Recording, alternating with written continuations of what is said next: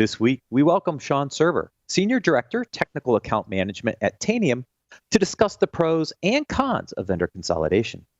In the Leadership and Communications section, CISO burnout prevention, tips for work-life balance, maximizing leadership potential, the essence of effective management, commitment, foresight, and leadership, and more.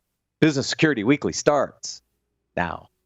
This is a Security Weekly production for security professionals by security professionals. Please visit securityweekly.com/subscribe to subscribe to all the shows on our network.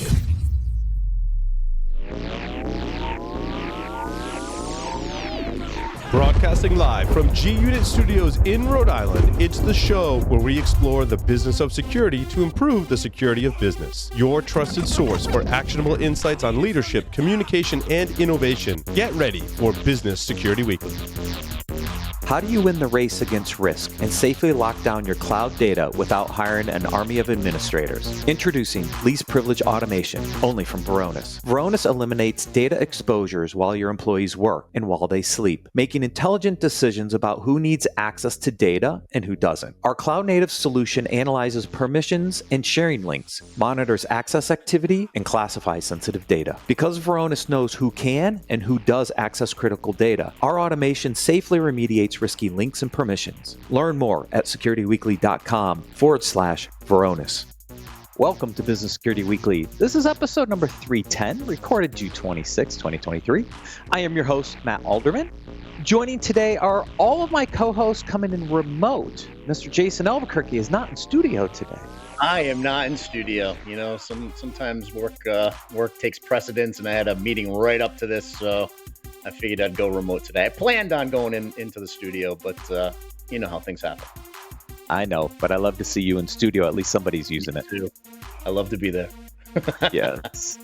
Also joining remote from the hot state of Texas, Mr. Ben Carr. Yeah, hot is putting it mildly. It's been just smoking here recently, but I'm enjoying it. Yeah, it's good. Could use a little rain, but yeah, enjoying the weather. And finally, from the great state of Idaho, Mr. Tyler Robinson. Hey, Matt. Good to see you guys. Missed your faces. Yeah, we were off last week. We had a holiday inserted in there, so we did a throwback episode. We have a holiday coming up next weekend, too, so we got one of those throwbacks coming again.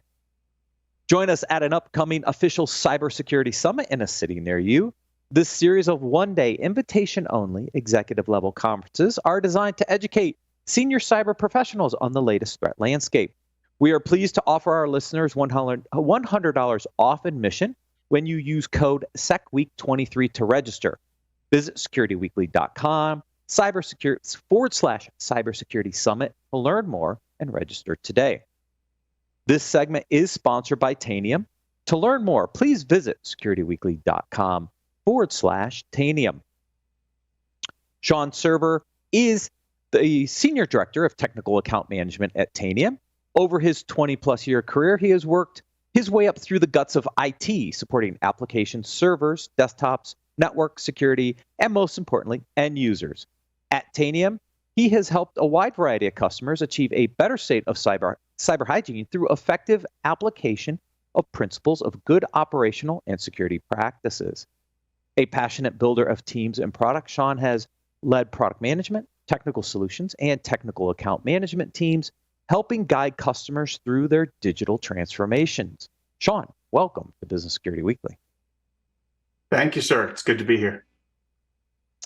Yeah, we're going to talk about vendor consolidation. As we were preparing for this interview segment, we started talking about kind of the macroeconomic pressures, and we were starting to talk about how the vendor consolidation discussion is real. Like, I see it in my day-to-day business. I think you guys probably see it in yours as well, where clients are really trying to tackle, how do I do more with my existing budgets? Where can I do some consolidation? And there's some pros and some cons of this potential consolidation approach. So that's where we're going to spend a little bit of time today.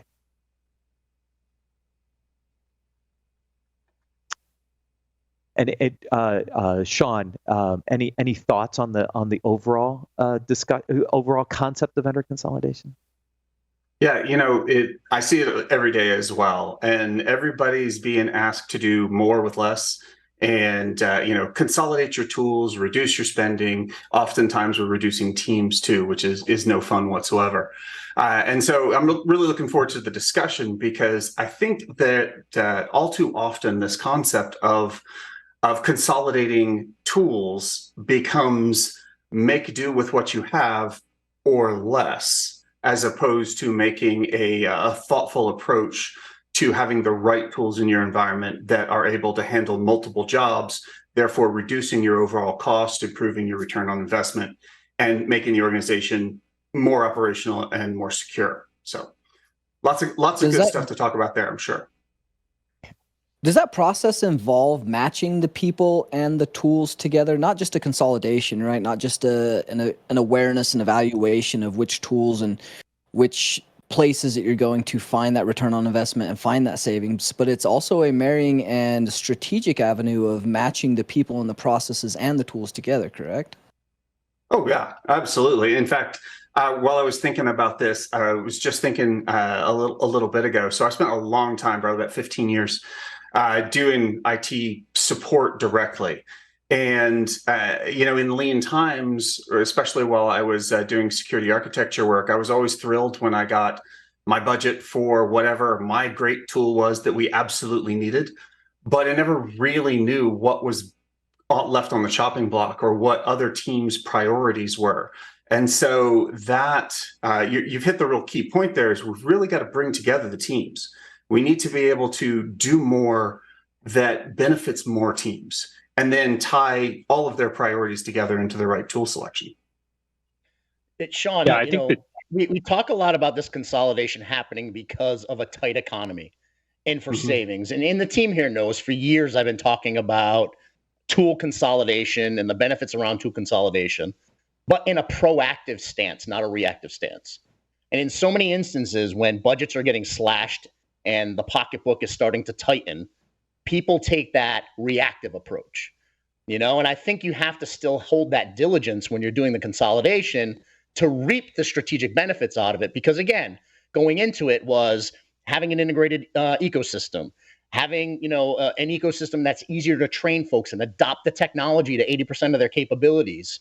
You have better visibility, less silos, right? And really getting those proactive benefits and returns, strategic benefits and returns out of it. And I'm just afraid when tightening budgets happen, people are going to react and they're not going to make those strategic decisions. Are you seeing that? 100%. That's exactly what I'm seeing. And like you, I've been a big proponent of, platforms and tool consolidation plays. You go back to VMware and you go back to the kind of the unified firewalls and all these things that have completely changed the way IT works. And so, I've driven towards that for much of my career. But I think to your point right now, what we're seeing is rather than making those good economically wise decisions in order to to consolidate those tools, people are just freezing in place. It's creating kind of a paralysis instead of the continued progression into that tools consolidation. I'd even flip the script on that a little bit. I think, when we look at why people are doing consolidation, a lot of times it seems to come from the cost benefit analysis of the ROI or however you want to phrase it, right? But in essence, a way to save capital. And I think that's the wrong approach, right? I think that's a secondary benefit. It's somewhere down the line, but I don't think you should ever approach it from this is a way we're going to save money. It really needs to be there's a better efficiency to be gained, right? We're going to take better use of the tooling. We're going to get more strategic value because we have alignment of the tool set we're using on something. That's the primary benefit of looking at a way to do things in a better way. Now, does that come with cost-saving benefits? Sometimes, right? And that can be a big motivator. But I think if you approach it from that being your primary driver, you go down a really poor road, right? With the results sometimes being not what you expect. And I'm sure Jason aligns with that, but I'm interested to see what you think on that. Yeah, I agree entirely. That's kind of the whole argument, right? We're talking about like we've wanted to do tools consolidation for a while, and it's because it makes good decision for the organization. You have to align your tools to your business goals. you can't align them to what's going to cost you the least or cost you less or things like that. It's an outcome conversation, right? Like, what are the outcomes we're looking for, and how do we align that, right? Like any other business decision, if it's just to save cost, and whether that's outsourcing or consolidation or whatever it is, you often wake up and find out you're not getting where you thought you were. So I think, looking for it from a different perspective and say, hey, look, our outcome is we're trying to get to this business objective, and it's to do things quicker, faster, better. And if we save money, that's great, but that's not a primary driver. I think in your outcome is often, better. And, from sitting in the CISO seat, I think when we think about it, we're not necessarily looking in a lot of cases to shave the budget. We're looking to potentially reallocate the budget to something else, right? To do something with more automation or more efficiency. So then we can do something else we still need to do. And so I think those budget discussions are just, they're misleading a lot of times and get us off track. So I hope people really start to focus on that and think about it in a different way. Yeah, I think you mentioned outsourcing in there too. So I think it's worth noting the saving of money and the transference of risk are not good ways to make IT business decisions. 100%. 100%. Yeah. But Jason said it a little earlier, right? We're reacting to the current economic environment, so we're not necessarily being strategic and proactive here. And so what are some of the things you have to look out for, Shawn, when you're going through this process? Because I see it on my side, right? People are saying, well, that's good enough. I don't need to pay extra for it. Therefore, I'm going to consolidate down a group of vendors. What other decisions and kind of gotchas do companies need to look out for? I think one of the biggest ones is this idea that, hey, we know that our tools aren't covering us well enough. But we're in this tight spot right now. Everybody's working as hard as they can. We don't have the time or the money to look at or invest in new tools or different ways of doing things. And so what you end up with is a scenario where you continue to do the same thing and expect a different result. And that's not going to improve your overall business health. It's generally speaking, it's not going to improve your operational or security readiness. I think what we really need to see is that holistic view. We need the CIO, the CISO, the CTO, the CFO, all in the room talking about, all right, how do we get from here to there? Let's bring in the top leaders of each of our silos and then look at how do we break down those silos? How do we get everybody, for lack of a better term, singing to the same sheet of music, right? How do we know here's our complete inventory? Here's what we need to do. Here are our top priorities that align to our business goals for the year. And if they're not doing that, if they're just hanging on white knuckle, then there's just next year, it's going to be the same problem all over again, maybe with more funding available, maybe with less. Yeah, I just finished a book called Escape Velocity on the business side. And it's interesting. The whole premise of the book starts out, don't start with last year's budget, because you're going to fall into a trap, right? And that trap is you're going to look at that budget and make tweaks to it instead of thinking more holistically, almost start over, right? And you kind of brought this up, right? We've been doing security for a certain way for a number of years. And if we just keep doing it the same way, are we really ever going to improve and change out our tool set to get better instead of just kind of doing the same thing and making little tweaks here and there? Mm-hmm. Yeah. And you also get the whatever's the latest and greatest, right? Everybody is always coming forward saying, hey, we need this tool. It's got to do this thing. And that's sort of the opposite of tool consolidation. It's where you just continue to grab whoever's, the tool for whoever's yelling the loudest or whatever the biggest problem is. And you sometimes end up with tools that you're not ready for. IT is a maturing process, right? And so, forgive me the analogy, my family are all builders. And so if you are putting in, a big furnace in your house and it's got touch screen and it's got multiple zones and it's the coolest thing ever, you turn it on, it starts heating up the house. That's great. But if you don't have doors and windows on, it's not going to do you a lot of good, right? So we really got to get the fundamentals down of understanding what's in the environment so that you can secure it. Yeah, I think Yeah, that's an interesting analogy because I'm actually building a house right now, and I think there's two sides to that coin, right? It's also not examining things that you're not familiar with. I think that's, one of the things that we really have to look for is, things outside your comfort zone. And often, we talk about asset management, and it's not really a security thing. It's outside the realm. It's in core IT, and looking for vendor consolidation that's you're opening yourself up a little bit to a little bit of internal risk and thinking you're going to lose control. But I think that there's a lot of potential benefits to that, to looking at the wider ecosystem of the company and figuring out how to do that. Working with an electrician right now, and he wants to use kind of what's the tried and true technology for the last 40 years, but thinking about like ease of install and maintenance and smart wiring. It's just being able to think about new technology and new approaches to do things that kind of can expand your capability if you're not just relying on what you know. I think that's also an important piece of the mix when you're thinking about vendor consolidation. Is it something you can take or utilize some other area of the organization? And I think that's a really tough problem that some teams deal with, because people in IT, just like in every other industry in the world, they get comfortable with what they know and they don't really want to push it. They figure it's good enough, right? But if it's not, you need to be able to look at new things with an eye for how does this help me? And I'll say this, speaking agnostically, like when you've got a vendor that comes in and says, "Hey, we do all these things," cool, great, but these are the things that I need. How do you do that? Yeah, do you really know the business, and do you know enough about these things to know, is it really good enough for you, or are you just not aware of something that's going to enhance your experience and the business outcomes? Mm-hmm.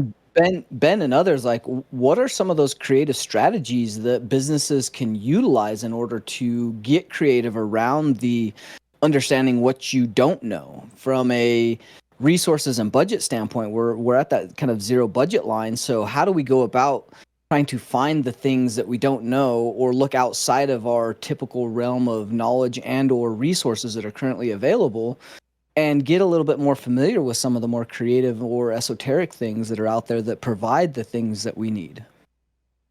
Just speaking from experience, one of the best exercises that a CFO had our executive team go through was what they called zero-based budgeting, right? To Matt's point earlier, don't start with last year's budget, start with an open slate. But it was a collaborative effort between business units. So we all had visibility into each other's budgets. So we could identify opportunities of consolidation, opportunities for economies of scale based on a zero-based budget starting from scratch. And we could help each other prioritize efforts and investments, identify places where we could support each other with investments, and then have the folks available to implement and help adopt. So it was an exercise that was collaborative, starting with an open canvas, and we built it together. I think that's huge. Yeah, go ahead. Sorry. I think that's a huge way to start. Is doing the collaborative. The other thing that I would add to that is partners. Like you work with technology agnostic partners. Like talk to them, get their experts in, people who aren't trying to sell you a specific thing. Maybe they're still trying to sell you their services, but they're not trying to sell you a specific thing. They're going to try and help you get to your long-term goals. I think that would be really good. And then kind of identifying within the team, who are the people that are just really set in their ways? Who are the people that like whatever's new? And then who are the people who understand the business and what you're trying to drive towards and what's going to actually help you get there? Yeah, I was going to tie into two things there. One is one that Jason said, and then one thing you just said. For Jason's point, I think it is really important to open up your mind to the other business leaders in the organization to get their perspective and understanding. And so, it takes a bit of humility, but to go and say, "Hey, I'd like to understand development and how it's working. I'd like to understand finance and what your key objectives are and what you're doing." Right? Not the approach of like, "Hey, how can we help you secure it?" But I like to understand your business process, right? And you may find things that, oh, I didn't realize you were doing that. Like maybe that's something we can take advantage of as well.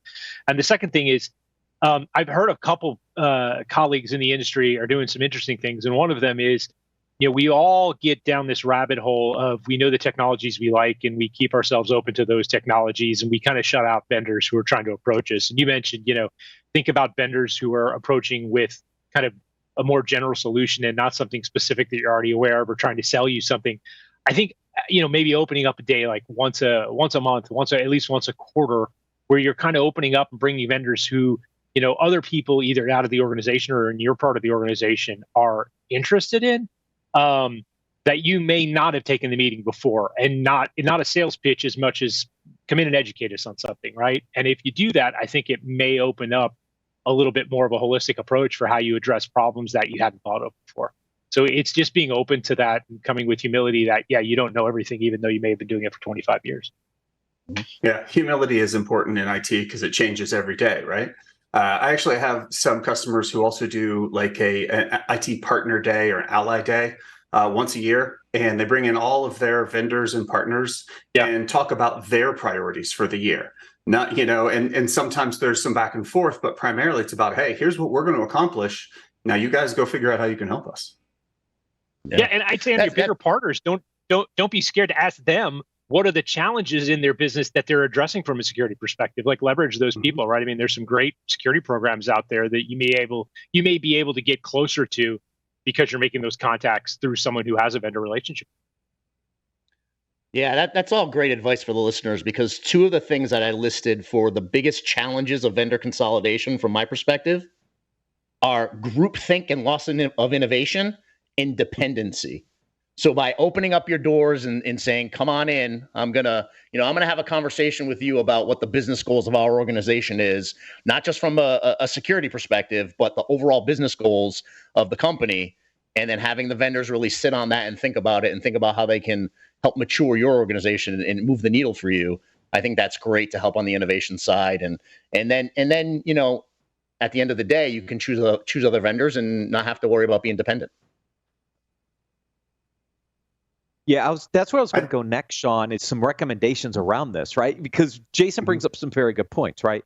There are some great platform players out there, which could also create some dependencies and could also curb some innovation with some of the new emerging, startups and technologies out there. What are the things you have to look for, and what kind of recommendations would you give the audience for where do you focus around some of these consolidation discussions?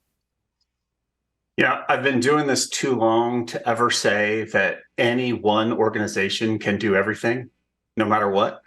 There's a lot of great value you can get out of true consolidation, and I hate to use the phrase, but next gen tool consolidation, right? Let's not consolidate on legacy platforms. Let's consolidate on tools that are moving forward, things that have been designed for the modern era that scale and scope to hundreds of thousands of devices and up to 80% of your workforce working from home. Like, how do you manage that? You need to be able to look at that from the bigger picture perspective. And then, really, you're gonna get your return on investment back if you do this in a good, logical fashion, and you are approaching your tools consolidation from the business perspective, not the technology perspective. To your question, kind of just in terms of what do you consolidate, that's really going to be very dependent upon your business. If you have a really robust, mature virtualization platform, maybe you don't want to go to cloud, or maybe you've got a good way that you can move to cloud, kind of a lift and shift or a migration that's going to make that more secure, more robust, more elastic, and it's really going to help you. But that's really going to depend a lot on your business. Global business, obviously, you have to always be concerned about where the data resides. So many different factors involved. And that's why I talk about like getting together with partners that understand the business and what drives your business and what drives technology. I think that's really where you're going to find your best value. I'm curious about startup innovation, and does vendor consolidation start to lock out startups going forward in some of these businesses, which stifles innovation? Like, where's that balance? Because I understand like 50, 60, 70 point solutions aren't optimal in an organization, right? But there's also some great innovation coming out of the startups. Does this consolidation movement kind of stifle innovation because it's locking out startups out of these broader consolidation plays? It can, but I think the biggest concern in that space that I've got is, there's been so much innovation, so many startups over the last couple of decades, and each one of them is usually doing a single thing. And sometimes they're the only one doing it. Sometimes they're a little bit of a follow the leader. And now the current economic issues with the bank failures and the drying up of some venture capital, I think what we're seeing is some of those companies who maybe were innovative, they don't have what it takes because they haven't broadened their scope.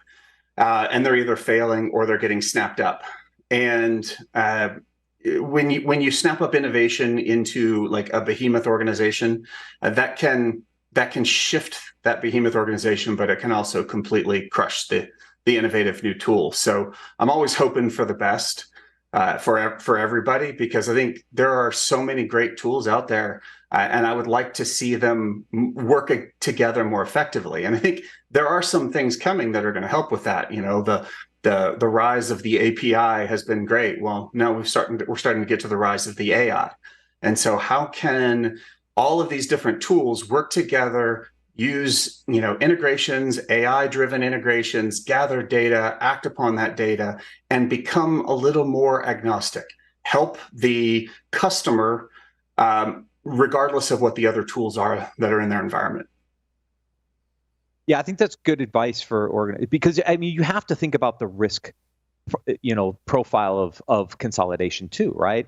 If you're consolidating around a startup that maybe loses its funding, that's probably doesn't put the organization in a good light. But you do have to evaluate like financial stability of all these companies, I think, is part of your consolidation strategy to make sure you don't end up with something that's not going to survive this downturn. Mm-hmm. I've heard it so many times, like, oh, we bought this tool and it was great and it did this one really amazing thing for us, and then they got bought by somebody else, and that they focused on the other things and they deprecated the thing I wanted. And so really understanding the financial viability of the companies you're working with is huge. If companies are based on burning VC cash and they don't have a stable business model, maybe that's something to wait a little while on, see if they're going to stick around. Yeah. But that also does not discount some of the bigger customers either. You do have big customers consolidating different verticals, different product lines. You see even open source and or freeware is a great example too, where you see different projects because of the zero budget and or cost savings. These bigger companies are cutting some of their lines as well as products. Mm-hmm. Yeah, absolutely. Yeah. I think what I took away from this interview is start with the basics. What do I have that I need to protect? Like, we're going back to asset management 101. We talk about it a lot on this show. I know people think asset management's boring, but I don't know how you build a security strategy without understanding what hardware and software assets you have. I don't think we've necessarily nailed the basics, Shawn, which I would focus organizations to look at what do I have, and then start to figure out, well, based on what I have, which vendors are my most strategic, and where can I get additional consolidation capabilities from those key vendors? I think that's probably the story here, right? Yeah, you got to frame the house. You got to put in the doors and windows before you start wiring for surround sound and putting in that fancy furnace. And it's funny. I talk to CISOs and security directors. I talk to even people who run SOCs, right? Your security operations centers, who live and breathe by security incidents only.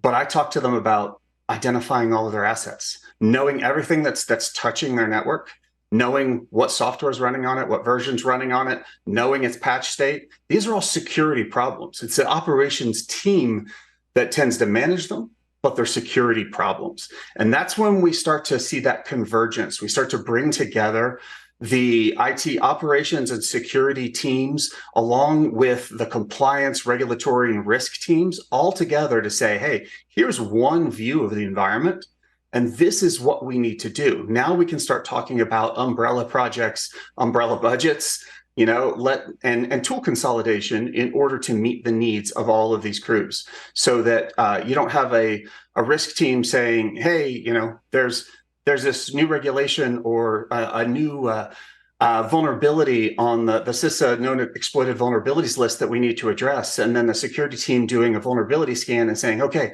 here's everywhere that's missing, and then the IT operations team patching or updating machines that are on an entirely different list, and you don't know where your gaps are. If you don't know your gaps, you can't secure your environment. That's why I like Jason's recommendation. Get them all in a room and hammer this out as a business. Yeah, that's it. I love that. 100%. Absolutely. Shawn, thank you so much for joining us on Business Security Weekly. My pleasure. Thank you so much for the great dialogue. If you want to learn how vendor consolidation can help you, please visit securityweekly.com/Tanium. We're going to take a quick break and then cover the leadership and communications articles for this week.